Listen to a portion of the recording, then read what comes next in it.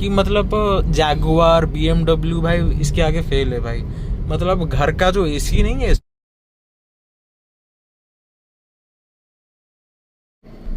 Hello guys, Ram Ram सभी को, कैसे हो सारे गाइस। आज हम देखने वाले एक ऐसे गाड़ी के बारे में जो आपको इंडिया के हर एक गली में दिखी जाती है। ये गाड़ी हर एक इंडियन के पास कभी ना कभी तो रही होगी। ये मारुति का one of the most successful product है। आज हम देखने वाले हैं मारुति सुजुकी वैगन आर के बारे में।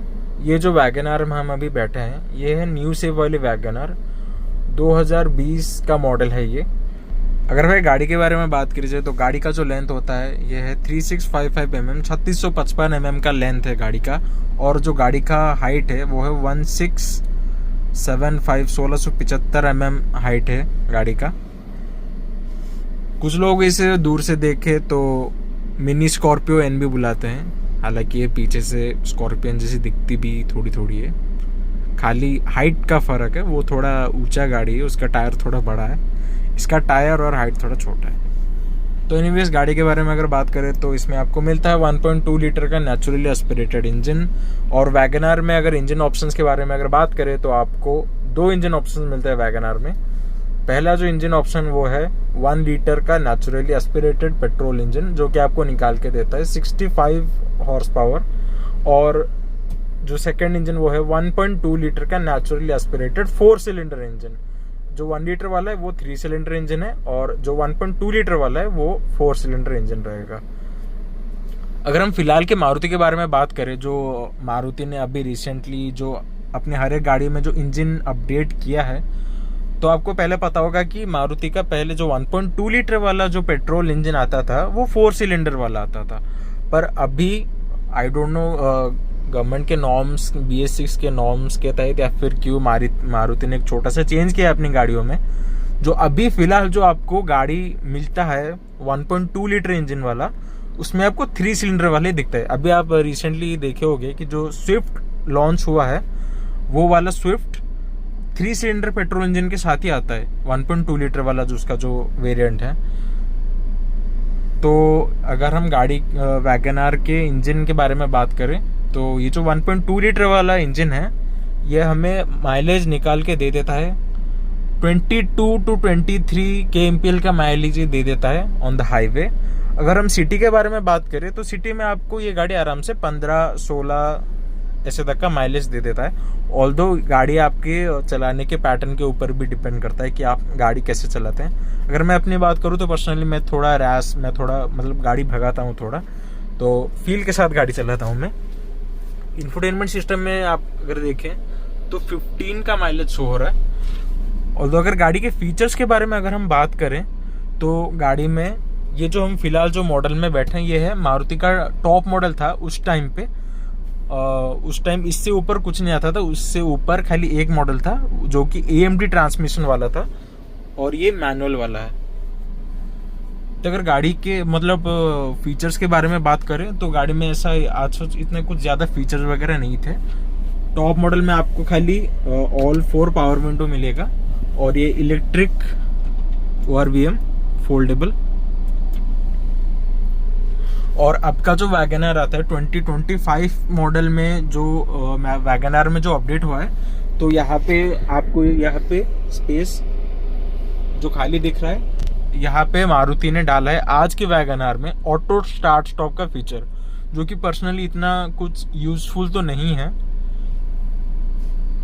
ज़्यादातर लोग उसको यूज़ करते भी नहीं होंगे। ऑटो स्टार्ट स्टॉप अगर आपको पता नहीं, मैं बता देता हूँ। जब आप ट्रैफिक में खड़े होते, जब आपकी गाड़ी आइडल में खड़ी होती है तब क्या होता है, इंजन ऑफ हो जाता है। जब आप ब्रेक या फिर क्लच को प्रेस करते हो तब जो इंजन स्टार्ट होता है। तो फीचर के नाम पे मारुति उस टाइम पे देती थी ये 7 इंच का इंफोटेनमेंट सिस्टम, जो कि हरमन से लिया गया है। और ये इतना कुछ खास भी नहीं है, थोड़ा लैगी भी है। ये देख सकते हो थोड़ा कितना लैग होता है ये। वैसे एवरेज 2 to 3 ms का 2 to 3 सेकंड का ही डिले है। और गाड़ी में आपको उस टाइम पे मिलता था 2 स्पीकर्स, आगे के 2 साइड स्पीकर्स और वो भी इतने कुछ खास क्वालिटी के है भी नहीं, वो फट भी गए हैं, ख़राब हो गए वो वाले स्पीकर। ऑल्दो अगर हम गाड़ी के एक्सटीरियर के बारे में बात करें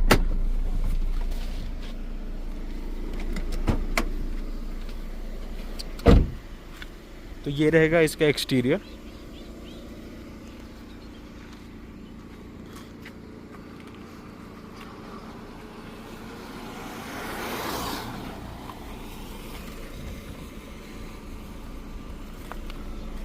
अगर हम गाड़ी के इंजन के साउंड के बारे में बात करें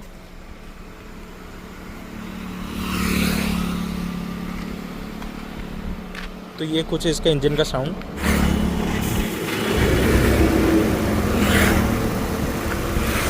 जैसे कि आप देख सकते हैं 4 सिलेंडर का नेचुरली एस्पिरेटेड इंजन है इसमें।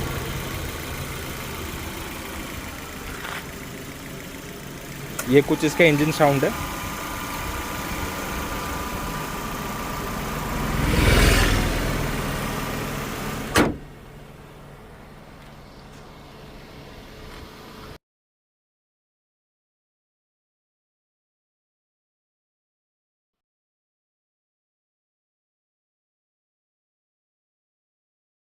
इसका जो ग्राउंड क्लियरेंस मिलता है, इसमें आपको 165 mm का ग्राउंड क्लियरेंस मिलता है और इसमें 14 इंचेस का टायर है।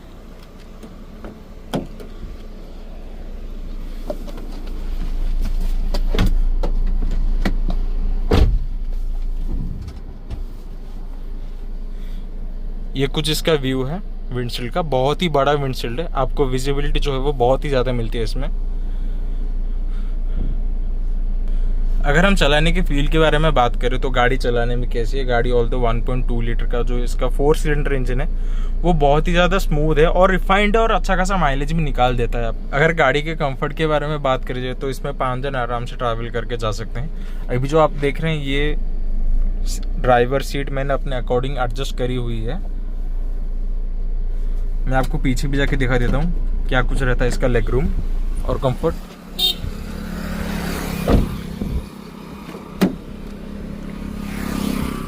ये 90 डिग्री का wide opening doors.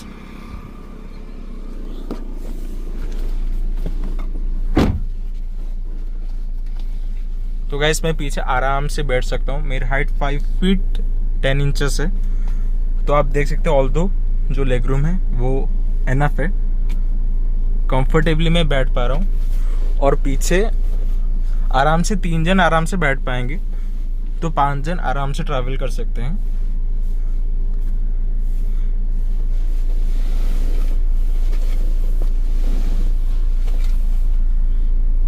Wagon are में गाइस हेडरूम मतलब जिनकी हाइट अगर 6 फीट या फिर 6 फीट से ज़्यादा भी है वो आराम से ट्रैवल कर सकते हैं वैगन आर में। जैसे कि देख सकते हैं बहुत ही ज़्यादा हेडरूम है इसमें। अगर मैं आपको इसमें बूट स्पेस के बारे में अगर बात करूं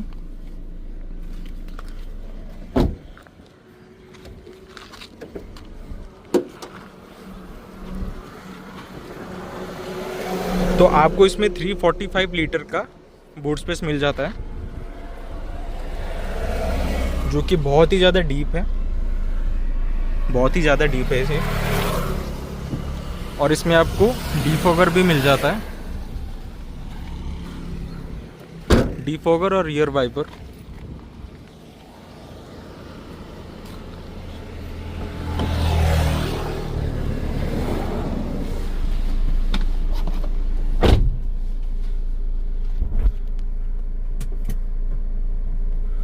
तो वैगन आर आपको कुल 2 ट्रांसमिशन में मिलेंगी। First one is manual, second one is automatic. जो ऑटोमेटिक गियर बॉक्स रहेगा वो रहेगा मारुति का AMT गियर बॉक्स, जो कि इतना कुछ खास है भी नहीं। अगर आप वैगन आर लेने का प्लानिंग कर रहे हो तो मेरा प्रेफरेंस ये रहेगा कि आप मैनुअल गियर बॉक्स के साथ ही जाएं। ऑटोमेटिक में ऐसा आपको अगर चलाने का फील अगर लेना है तो मैनुअल लेके जाएं। अगर आपको बस distance A to distance B तक ट्रैवल करके जाना है तो, या फिर अगर आप अपने पेरेंट्स के लिए ले रहे हैं तो आप नो डाउट ऑटोमेटिक ले सकते हैं। अगर फन टू ड्राइव के लिए चाहिए गाड़ी तो नो डाउट आग बंद करके मैनुअल की तरफ जा सकते हैं। तो ऐसे अभी आपको ऑफ रोडिंग भी करके दिखा देते हैं कि क्या कुछ गाड़ी ऑफ रोडिंग कर सकती है या फिर नहीं, या कुछ नीचे से टच वच होगी क्या। जिसे देख सकते हैं आगे से ऑल्टो K10 जा रही है, वो एक लड़की चला रही है बाय द वे। नीचे से क्या कुछ टच होगी, let's see.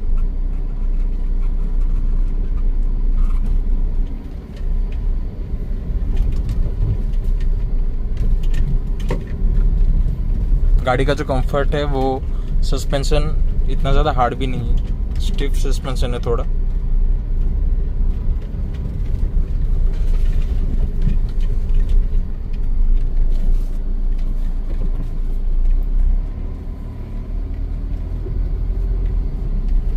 Okay guys, touch तो नहीं हुई गाड़ी, निकल गया आराम से। तो ठीक है। और तो अगर हम कहाँ पे थे, प्राइसिंग के बारे में, तो गाइस जब हम ये गाड़ी खरीदे थे, ये उस टाइम आ रही थी 640, 6.5 लाख के अराउंड कुछ पड़ा था गाड़ी। 6.5 लाख में उस टाइम पे, मतलब ये गाड़ी जो है वो 2020 मॉडल है। 2020 में जो ऑप्शंस मिलते थे इस प्राइस रेंज में, कुछ इतना खास मतलब ऑप्शंस नहीं थे उस टाइम पे। इसके राइवल्स की अगर मैं बात करूं तो इस प्राइस में Hyundai Aura का मिड मॉडल और स्विफ्ट का मिड मॉडल, हालांकि दोनों जो क्लास है वो अलग है। वैगनआर जो है वो हैचबैक के अंदर आती है, और जो स्विफ्ट है वो प्रीमियम हैचबैक के कैटेगरी के अंदर आती है, स्विफ्ट और बलेनो। और जो Hyundai Aura है वो कॉम्पैक्ट सेडन की कैटेगरी में आती है। तो अगर मैं आपको व्यू के बारे में बात करूं तो बोनेट जो है वो वैगनआर में विजिबल नहीं होता है।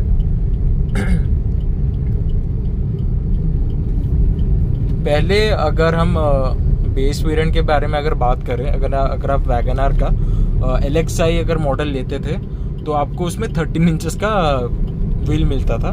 अभी फिलहाल अभी का जो वैगनआर है, जो अपडेटेड वैगनआर है, उसमें आपको मिल जाता है, अगर आप टॉप मॉडल लेते हैं तो आपको मिल जाता है उसमें alloy wheel ZXi plus variant से मिलना शुरू हो जाता है।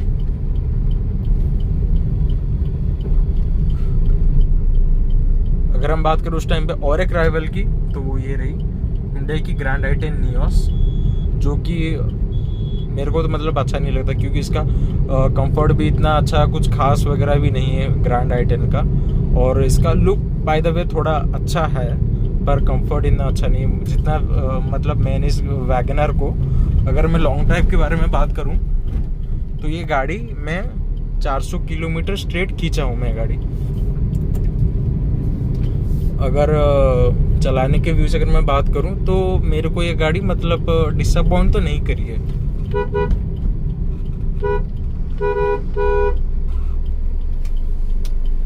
गाड़ी का जो अगर टर्निंग रेडियस के बारे में अगर बात करूं तो गाड़ी इजीली सिटी में आप चला सकते हैं।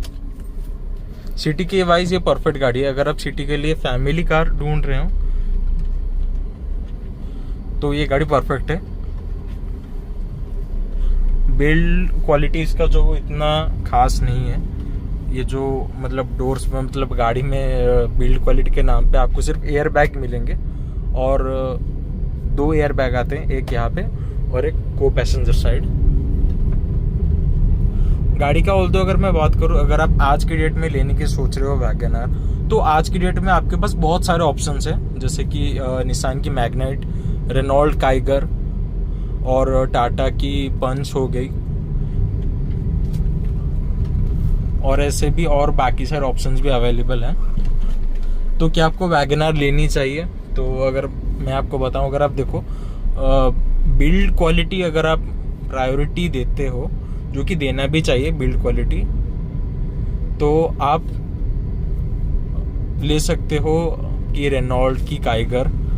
बाकी रेनॉल्ट की काइगर का जो इंजन है वो 1 लीटर का इंजन है, और वो इतना कुछ खास तो नहीं है, ऑल्दो वो छोड़ो। अगर आप जैसे ये देख सकते हो मैग्नाइट निसान की,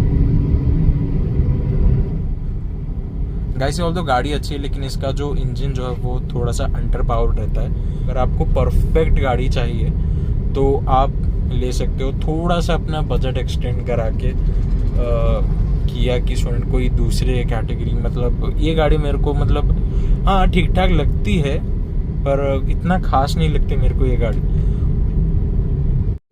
अगर मैं भाई गाड़ी के एसी के बारे में अगर बात करूं तो इस गाड़ी का जो एसी है वो मतलब इतना कुछ खास भी नहीं है। मतलब बड़ा कैबिन है ना वैगनर का, मतलब ऑल्दो हेडरूम बहुत ही ज़्यादा है, बड़ा कैबिन है, इसलिए अगर सडन धूप से आते हो तो ये गाड़ी को चिल होने में, मतलब ठंडे होने में कम से कम भाई 4-5 मिनट का जो टाइम है वो लग ही जाता है, क्योंकि ऑल्दो बहुत ही बड़ा कैबिन है। और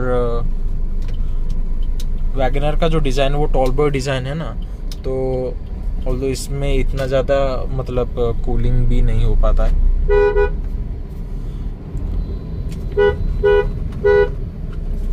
अगर भाई मैं गाड़ी में अगर मैं आपको बताऊं डिसअपॉइंटमेंट अगर कुछ है तो भाई देखो, जो पहला डिसअपॉइंटमेंट है वो जो गाड़ी में, तो मेरे को ये लगता है कि गाड़ी का जो ब्लोअर है वो मतलब भाई इतने ही बढ़िया जगह में दिया हुआ है इसका ब्लोअर कि मतलब जैगुआर BMW भाई इसके आगे फेल है भाई। मतलब घर का जो एसी नहीं है स्प्लिट एसी से 10 गुना ज़्यादा ठंडा करती है भाई ये एसी का, इस गाड़ी का। मतलब यहाँ पे देखो किस जगह पे दिया हुआ है इसने ब्लोअर।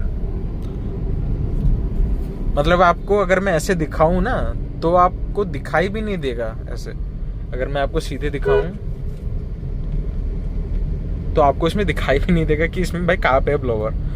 तो बहुत ही ऑड जगह पे जो इसका ब्लोअर का पोजीशन किया है, पता नहीं मारुति का जो R&D टीम है वो कौन सा नशा करके ये ब्लोअर यहाँ पे दिए उन्होंने।